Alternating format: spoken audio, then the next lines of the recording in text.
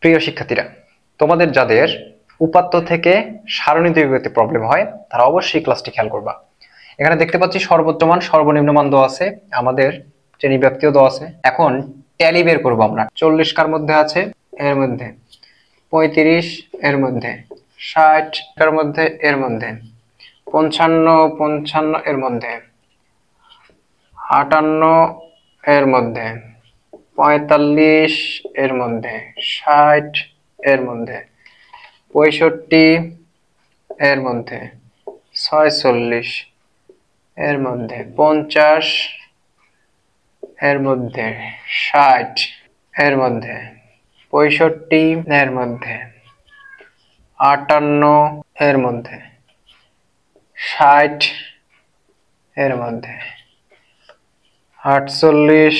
এর মধ্যে 36, এর মধ্যে 60, এর মধ্যে 50, এর মধ্যে 46, এর মধ্যে 55, এর মধ্যে 61, এর মধ্যে 68, এর মধ্যে 65, এর মধ্যে 50, এর মধ্যে 40, এর মধ্যে